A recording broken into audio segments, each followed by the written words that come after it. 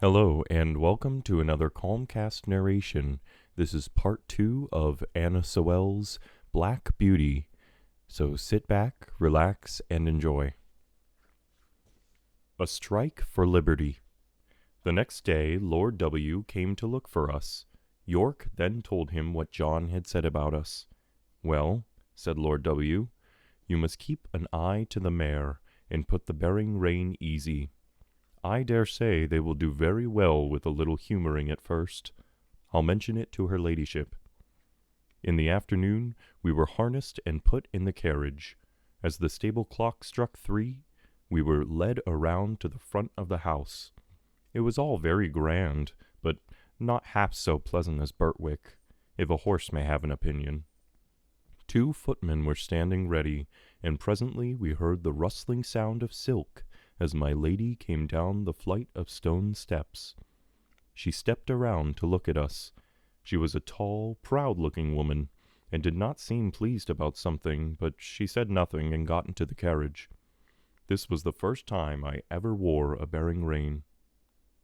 I must say, though, it certainly was a nuisance not to be able to get a head down now and then. It did not pull my head higher than I was accustomed to carry it. I felt anxious about Ginger, but she seemed to be quiet and content.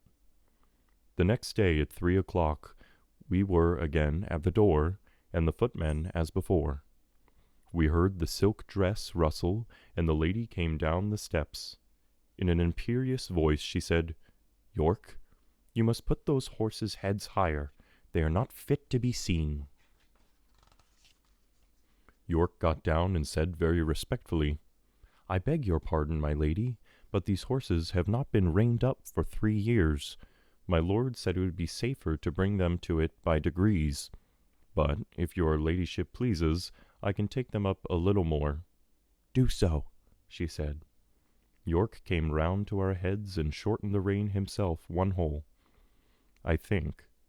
But every little makes a difference, and that day we had a steep hill to go up. Of course, I wanted to put my head forward and take the carriage up with a will, as we had been used to do. But no, I had to pull with my head up now, and that took all the spirit out of me, and the strain came on my back and legs. When we came in, Ginger said, "If they strain me up tight, why, let 'em look out. I can't bear it, and I won't." One day my lady came down later than usual, and the silk rustled more than ever. "Drive to the Duchess of B.'s," she said, and then after a pause, "Are you never going to get those horses' heads up, York? Raise them at once, and let us have no more of this humouring and nonsense." York came to me first, while the groom stood at Ginger's head. He drew my head back and fixed the reins so tight that it was almost unbearable. Then he went to Ginger, who was impatiently jerking her head up and down against the bit. She had a good idea of what was coming, and the moment York took the rein off the turret in order to shorten it, she took her opportunity and reared up so suddenly that York had his nose roughly hit and his hat knocked off. The groom was nearly thrown off his legs. At once they both flew to her head, but she was a match for them. She went on plunging and kicking and rearing in a most desperate manner. At last she kicked right over the carriage pole and fell down. York quickly sat down flat on her head to prevent her struggling. At the same time he called out, "Unbuckle the black horse! Run for the winch and unscrew the carriage pole! Cut the trace here, somebody, if you can't unhitch it." The groom soon set me free from Ginger and the carriage, and led me back to my box. He turned to me in just as I was, and ran back to York. I was very miserable, and felt much inclined to kick the first person who came near me. Before long, however, Ginger was led in by 2 grooms, a good deal knocked about and bruised. York came with her, and gave his orders, and then came to look at me. In a moment he let down my head. "Confound these bearing reins," he said to himself. I thought we would have some trouble soon. Ginger was never put in the carriage again. When she had recovered from her bruises, one of Lord W.'s younger sons said he would like to have her. He was sure she would make a good hunter. As for me, I was obliged still to go in the carriage. Chapter Ruined and Going Downhill. Early in the spring, Lord W. and his family went up to London and took York with them. I and Ginger and some other horses were left at home for use, and Reuben Smith, the head groom, was left in charge. No one more thoroughly understood his business than Reuben Smith did.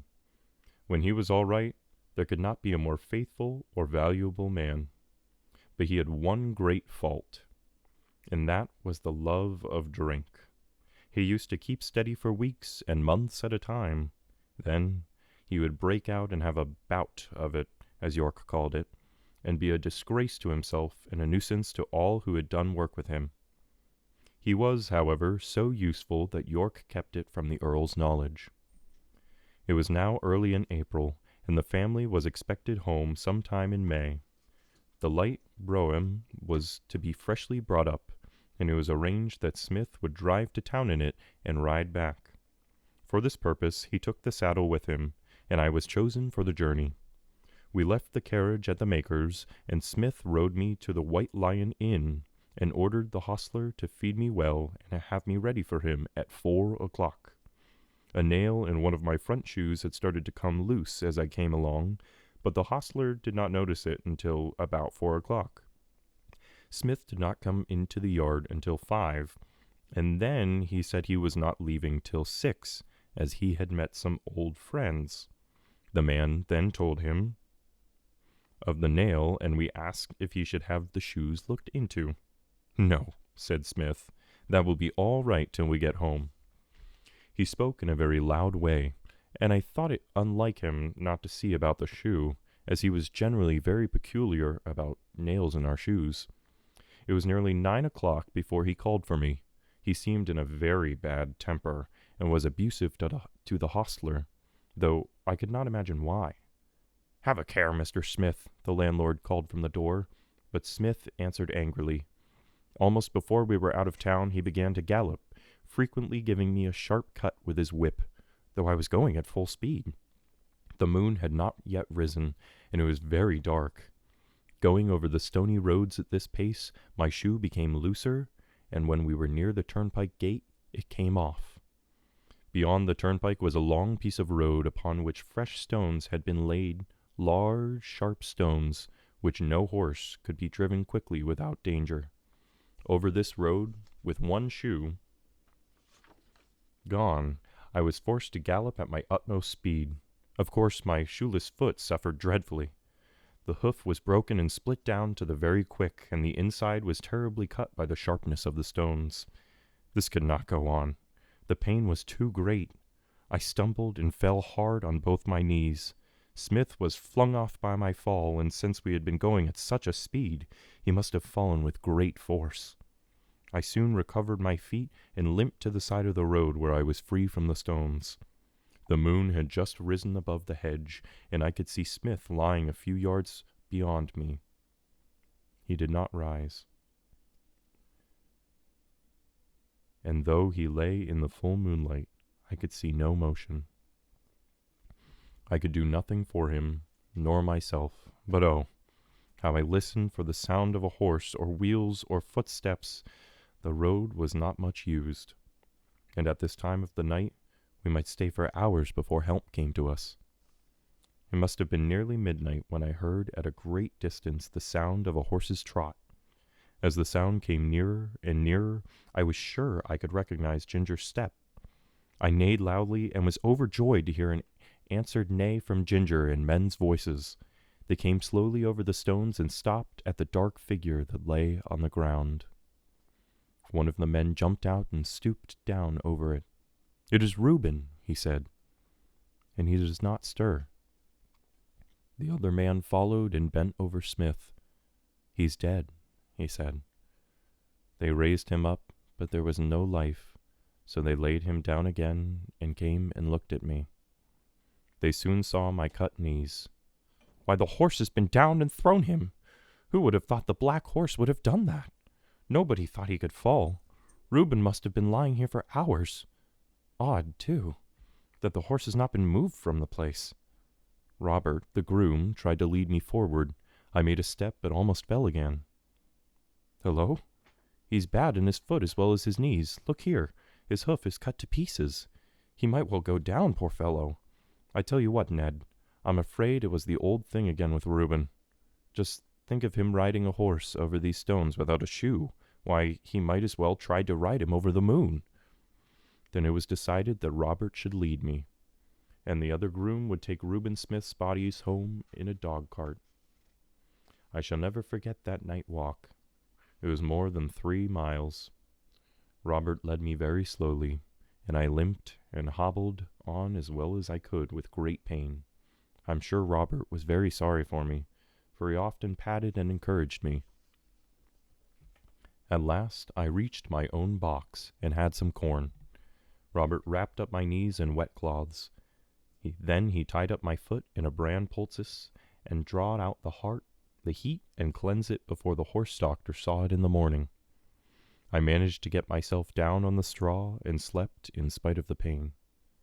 The next day, after the horse doctor had examined my wounds, he said he was hoping the knee joints were not injured, but that I would never lose the scars.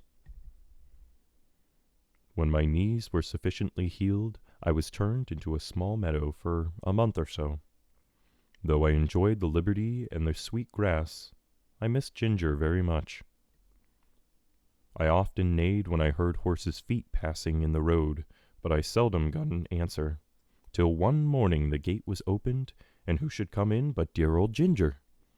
The man slipped off her halter and left her there. With a joyful whinny I trotted up to her. We were both glad to meet, but I soon found that it was not for our pleasure that she was brought to me. She had been ruined by hard riding, and was now turned out to see what the rest would do. Lord George was young, and he would take no warning. He was a hard rider, and would hunt whenever he could get the chance, without regard to his horse. "And so," said Ginger, "here we are, ruined in the prime of our youth and strength. It is very hard." We both felt that we were not what we had been, but that did not spoil the pleasure we had in each other's company. We did not gallop about as we once did, but we used to feed and lie down together, and stand for hours under one of the shady lime trees with our heads close to each other. In this way we passed our time until the family returned from town. One day the Earl came into the meadow, and York was with him. Seeing who it was, we stood still under our lime tree and let them come up to us. They examined us carefully. The Earl seemed much annoyed. "There is 300 pounds thrown away for no reason," said he. "But what I care most about is that these horses of my old friend, who thought they would find a good home with me, are ruined. The mare shall have a year's rest, and we shall see what we will do for her. But the black one must be sold. 'Tis a great pity, but could not have knees like this in my stables." After this, they left us. "They'll soon take you away," said Ginger, "and I shall lose the only friend I have, and most likely we shall never see each other again. 'Tis a hard world." About a week after this, Robert came into the field with a halter, which he slipped over my head and led me away. There was no leave-taking of Ginger. We neighed to each other as I was led off, and she trotted anxiously along the hedge, calling to me as long as she could hear the sound of my feet. Next chapter, A Horse Fair. No doubt a horse fair is a very amusing place to those who have nothing to lose. At any rate, there is plenty to see. Long strings of young horses out of the country, fresh from the marshes, droves of little shaggy Welsh ponies no higher than Merrylegs, hundreds of cart horses of all sorts, and a good many like myself. Handsome and high-bred, but come down through some accident or blemish, unsoundness of wind, or some other complaint. There were some splendid animals quite in their prime and fit for anything. They were throwing out their legs and showing off their paces in high style as they were trotted out with a leading rein. But round in the background there were some very dejected-looking horses, so thin that you could see all their ribs. These were sad sights for a horse to look upon. Who knows not but he may come to the same fate? I was put with 2 or 3 other strong, useful-looking horses, and a good many people came up to look at us. The first thing was to pull my mouth open, then to look at my eyes, then feel all the way down my legs and give me a hard feel of the skin, and then try my paces. The gentlemen always turned from me when they saw my broken knees, but there was one man with whom I thought I would be happy if he would buy me. He was not a gentleman, nor yet one of the loud, flashy sort that called themselves in. He was rather a small man, but well-made and quick in all his motions. I knew in a moment by the way he handled me that he was used to horses. He spoke gently, and his grey eyes had a kind, cheery look. He offered £23 for me, but that was refused, and he walked away. I looked after him, but he was gone, and a very hard-looking, loud-voiced man came. I was dreadfully afraid he would get me, but he walked off. Later he came back and offered £23. The salesman had begun to think he would not get what he asked and might have to lower the price. A very close bargain was being driven, but just then the grey-eyed man came back again. I could not help reaching out my head toward him. He stroked my face kindly. "Well, old chap," he said, "I think we should suit each other. I give 24 for him. Say 25, and you shall have him." 24.10, said my friend in a very decided tone, "and not another 6 pence. Yes or no?" "Sold," said the salesman, and the money was paid on the spot. My new master took my halter and led me out of the fair to an inn, where he had a saddle and a bridle ready. He gave me a good feed of oats and stood by while I ate it. Half an hour later we were on our way to London. In the twilight we reached the great city. The gas lamps were already lighted. There were streets to the right and streets to the left, and streets crossing each other for a mile upon mile. I thought we would never come to the end of them. At last we came to a long cab stand. "Hello!" cried a voice. "Have you got a good one?" "I think so," replied my owner cheerfully. "I wish you luck with him." "Thank ye," he said, and rode on. We soon turned into a narrow street, with rather poor-looking houses on one side, and what seemed to me my coach-houses and stables on the other. My owner pulled up at one of these houses and whistled. The door flew open, and a young woman, followed by a little girl and a boy, ran out. There was a very lively greeting as my rider dismounted. "Now then, Harry, my boy, open the gates, and mother will bring us the lantern." The next minute they were all standing around me in a small stable yard. "Is he gentle, father?" "Yes, Dolly, as gentle as your own kitten. Come and pat him." At once the little hand was patting all over my shoulder without fear. How good it felt! "Let me get him a bran mash while you rub him down," said the mother. "Do, Polly. It's just what he wants, and I know you've got a beautiful mash ready for me." "Sausage dumpling and apple turnover," shouted the boy, which set them all laughing. I was led into a comfortable, clean-smelling stall with plenty of dry straw, and after a fine supper I lay down, thinking I was going to be happy. Next chapter, A London Cab Horse. My new master's name was Jeremiah Barker, but as everyone called him Jerry, I shall do the same. Polly, his wife, was a tidy little woman with smooth dark hair, dark eyes, and a merry little mouth, and little Dolly was her mother, over again at 8 years old. They were all wonderfully fond of each other. I never knew such a happy, merry family. Jerry had a cab of his own and 2 horses which he drove and attended to himself. His other horse was a tall, white, large-boned animal called Captain. He was old now, but when he was young, he must have been splendid. He told me that in his early youth he went to the Crimean War.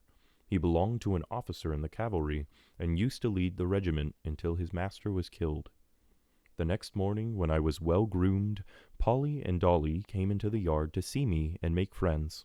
Polly brought me a slice of apple, and Dolly a piece of bread, and made as much of me as if I had been the Black Beauty of other days. It was a great treat to be petted again and talked to in a gentle voice, and I let them see as well as I could that I wished to be friendly. "We'll call him Jack," said Jerry, "after the old one, shall we, Polly?" "Do," she said, "for I like to keep a good name going." Captain went out in the cab all morning. Harry came in after school to feed me and give me water. In the morning I was put into the cab. Jerry put on my collar and brindle just as carefully as if I had been John Manley all over again. There was no bearing rein, no curb, nothing but a plain ring snaffle. What a blessing that was! After driving through the side street, we came to the large cab stand we had passed the night before. On one side of the wide street were high houses, and on the other was an old church and churchyard surrounded by an iron railing. Along this side a number of cabs were drawn up, waiting for passengers. We pulled up in the rank at the back of the last cab. 2 or 3 of the men came around to look at me. "Very good for a funeral," said one. "Too smart-looking," said another, shaking his head in a very wise way. "You'll find something wrong with him one of these days." "Well," said Jerry pleasantly, "I suppose I need not find it out until it finds me, eh? And if so, I'll keep up my spirits a little longer." The first week of my life as a cab horse was very trying. I had never been used to London, and the noise, the hurry, the crowds of horses, carts, and carriages that I had to make my way through made me feel anxious. But I soon found that I could perfectly trust my driver, and then I made myself easy and got used to it. In a short time my master and I understood each other as well as horse and man can. I never knew a man better than my new master. He was kind and good, and as strong for the right as John Manley. He could not bear careless loitering and waste of time.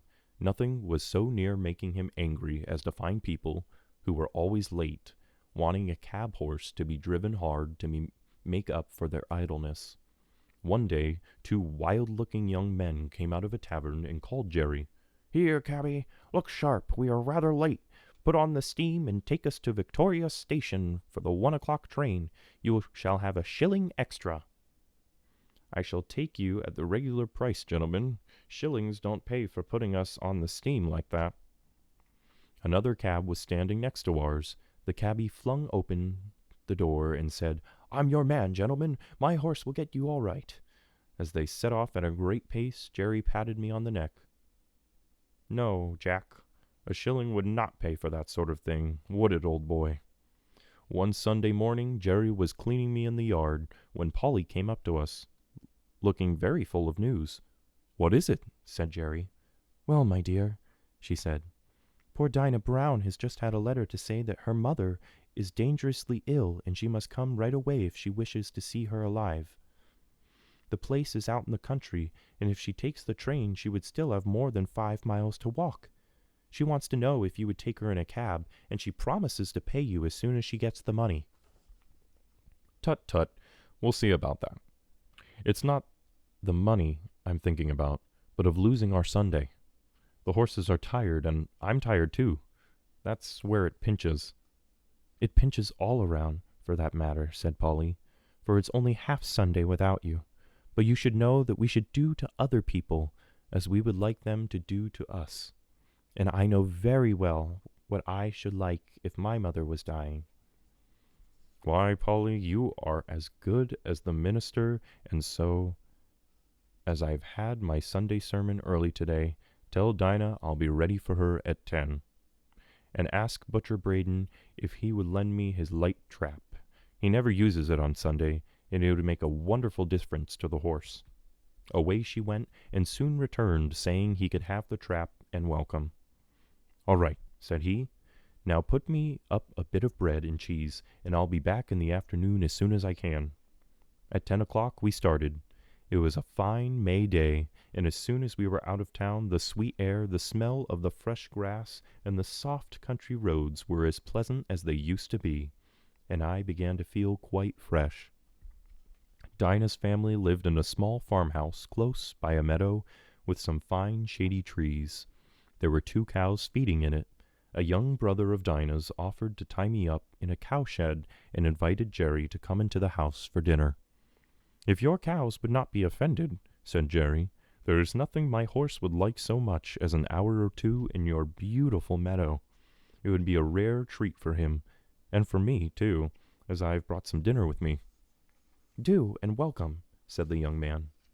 When my harness was taken off, I did not know what to do first, whether to eat grass, or to roll over on my back and lie down and rest, or have a gallop across the meadow out of sheer joy of being free. And so I did all by turns. Jerry seemed quite as happy as I was. He sat down by a bank under a shady tree and listened to the birds and even sang.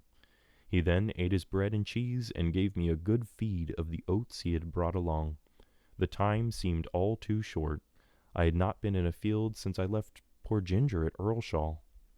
We came home gently, and Jerry's first words were, as we came into the yard, "Well, Polly, I have not lost my Sunday after all."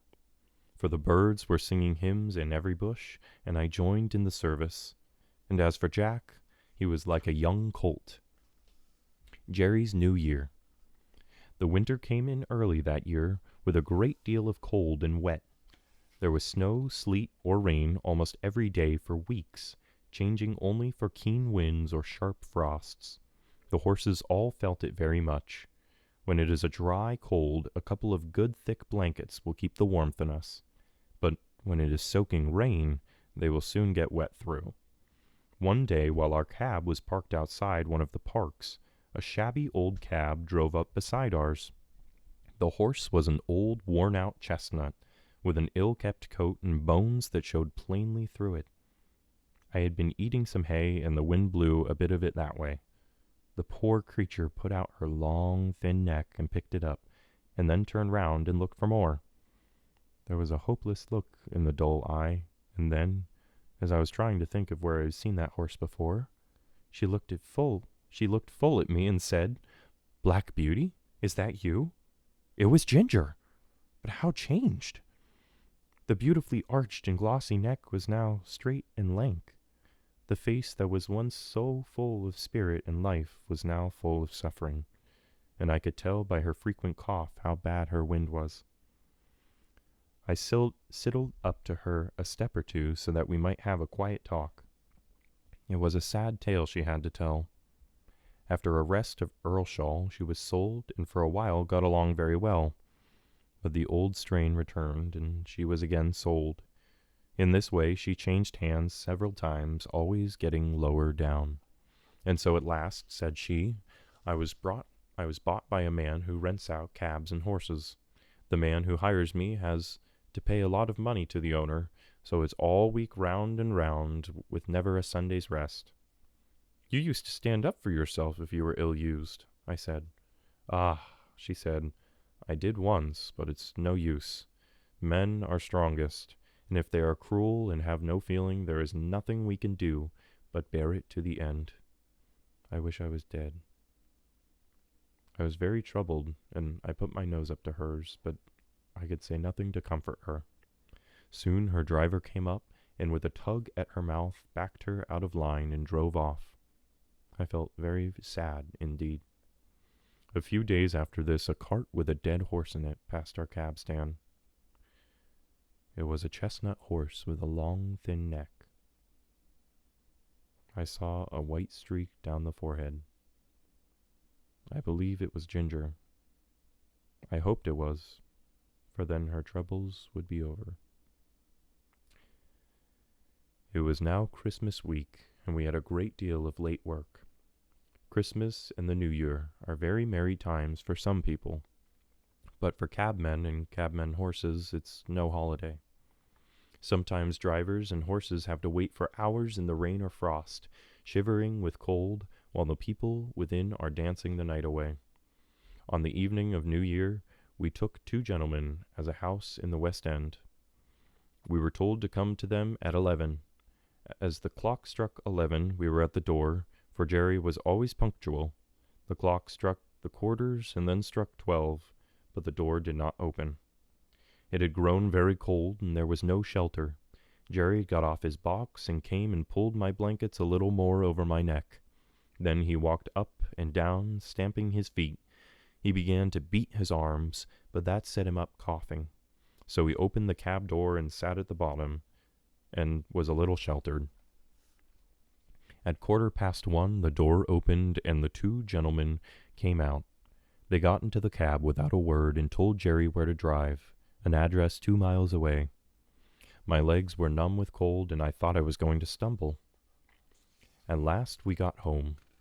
Jerry could hardly speak, and his cough was dreadful.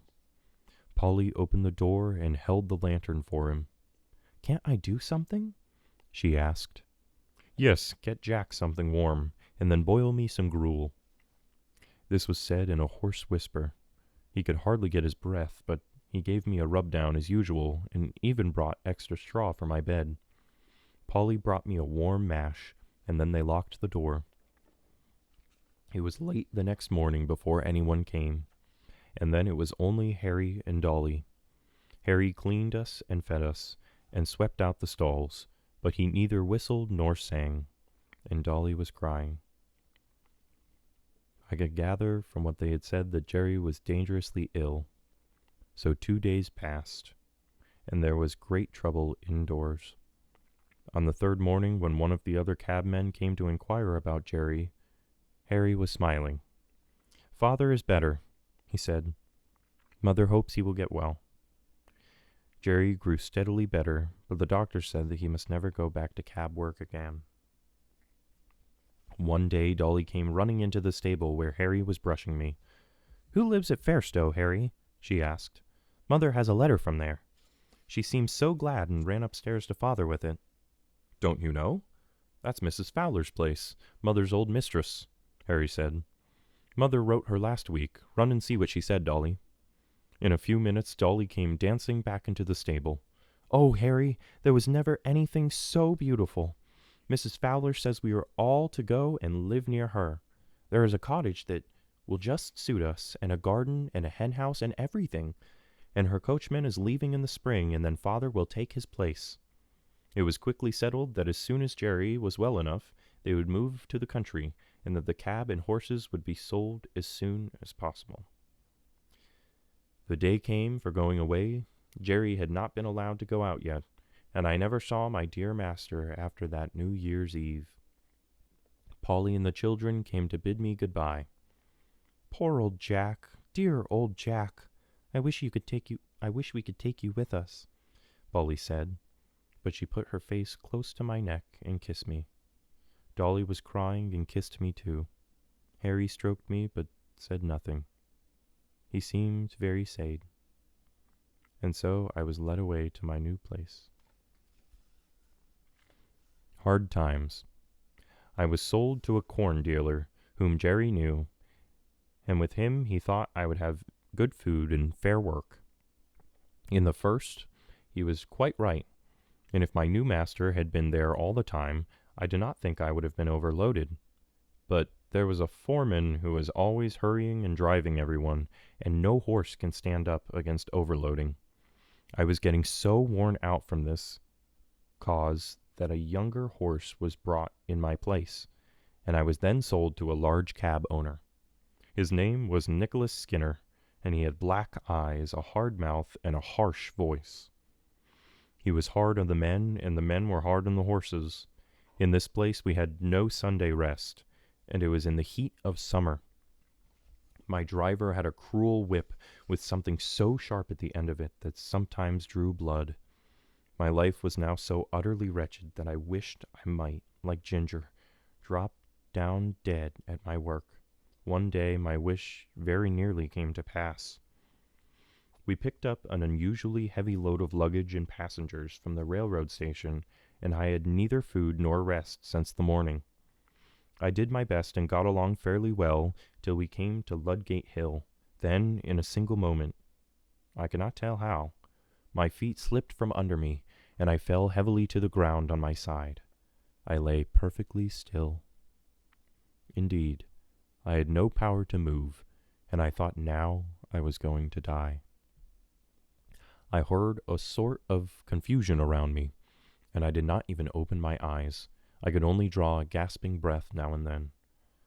I could not tell how long I lay there, but I felt cold water thrown over my head, and some liquid was poured into my mouth, and something was covered over me. I found my strength coming back, and a kind-voiced man was patting me and encouraging me to rise. After 1 or 2 attempts, I staggered to my feet and was gently led to some stables that were close by. Skinner came with a horse doctor to look at me. "This is a case of overwork more than disease," the horse doctor said. "There is now not an ounce of strength left in him." "That sort of thing don't suit my business," Skinner grumbled. "My plan is to work 'em as long as they'll go, and then sell 'em for what they'll fetch." "There's a sale of horses coming off in about 10 days, the horse doctor told him. "If you rest him and feed him up, he may pick up. Then you may get more than his skin is worth at any rate." Upon this advice, I had 10 days of perfect rest, plenty of good oats, hay, bran mashes with boiled linseed mixed in them. Those linseed mashes were delicious, and I began to think it might be better to live after all. When I was taken to the sale a few miles out of London, I held up my head and hoped for the best. At this sale, of course, I found myself in company with the old, broken-down horses, some lame, some broken-winded, and some that I am sure it would have been merciful to shoot. It was an anxious time. There was one tottering old man that took a liking to me, and I to him, but I was not strong enough. Then I noticed an old gentleman coming with a boy at his side. He looked like a farmer, and he had a kind, ruddy face, and wore a broad-brimmed hat. I saw his eyes rest on me. I still had a good mane and tail, which did something for my appearance. I pricked up my ears. "There's a horse, Willie, that has known better days." "Poor old fellow," said the boy. "Do you think, Grandpa, he ever was a carriage horse?" "Oh, yes, my boy," said the farmer, coming closer. "There's a deal of breeding about that horse." He put out his hand and gave me a kind pat on the neck. "Poor old fellow. Grandpa, could you not buy him and make him young again, as you did with Ladybird?" "My dear boy, I can't make all old horses young. Besides, Ladybird was not so very old. She was run down and badly used." "Well, Grandpa, I don't believe this one is old. Look at his mane and tail. I wish you would look into his mouth, and then you could tell. And though he is thin, his eyes are not sunken like some old horses." The old gentleman laughed. Bless the boy! He is as horsey as his old grandfather. In the end, the boy had had his way, and Mr. Thoroughgood, which was the farmer's name, brought me and took me back to his farm. He gave orders that I be given hay and oats every night and morning, and the run of the meadow during the day. "And you, Willie," said he, "must take care of him. I give him in charge to you." The boy was proud of his charge and undertook it in all seriousness. Sometimes he brought his grandfather to see me, and he has always looked closely at my legs. "This is what we have to watch, Willie," he would say, "but he is improving so steadily that I think we will see some changes in the spring." During the winter, my legs improved so much that I began to feel quite young again. When spring came, Mr. Thoroughgood and Willie tried me in the phaeton and were well pleased with my paces. "Oh, Grandpa, I'm so glad you bought him," Willie said. "So am I, my boy, but he is you to thank more than me. He must now look for some quiet place where he will be appreciated." My last home. One day during this summer, the groom cleaned and dressed me with such extra care that I thought some new change must be at hand. Even the harness had added polish. Willie seemed half anxious, half merry, as he got into the cart with his grandfather. "If the ladies take to him," said the old gentleman, "they'll be suited and he'll be suited. We can try." At the distance of 2 miles from the village, we came to a pretty house with a lawn and shrubbery, and a driveway up to the door.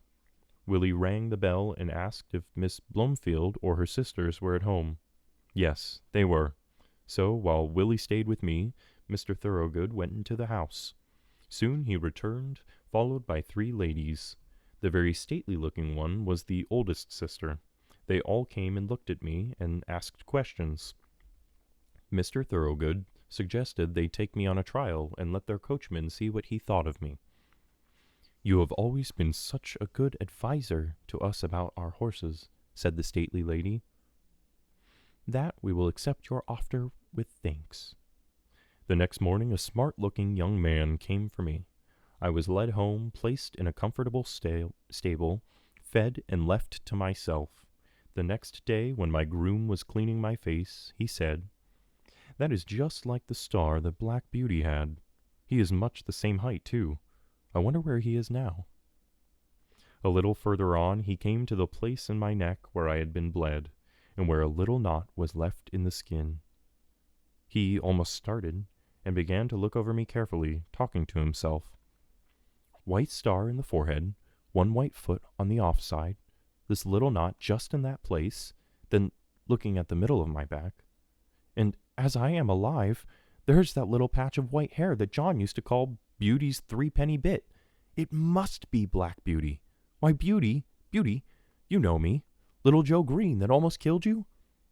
I could not say that I remembered him, for now he was a fine grown young fellow, but I was sure he knew me, and was Joe Green. I put my nose up to him, and tried to say that we were friends. "Give you a fair trial? I should think so indeed. I wonder who the rascal was who broke your knees, my old beauty. Well, it won't be my fault if you don't have good times now." In the afternoon I was put into a low carriage and brought to the door. The youngest sister, Miss Ellen, was going to try me, and Green went with her. I soon found that she was a good driver, and she seemed quite pleased with my paces. I heard Joe telling her that he was sure I was Squire Gordon's old Black Beauty. When we returned, the other sisters came out to hear how I had behaved myself. Miss Ellen told them what she had just heard, and said, I shall certainly write to Mrs. Gordon, and tell her that her favorite horse has come to us. How pleased she will be." I have now lived in this happy place a whole year. Joe is the best and kindest of grooms. My work is easy and pleasant, and I feel my strength and spirits all coming back again. Willie always speaks to me when he can, and treats me as his special friend. My ladies have promised that I shall never be sold, and so I have nothing to fear. And here my story ends. My troubles are all over, and I am at home. Thank you for listening, and have a great day.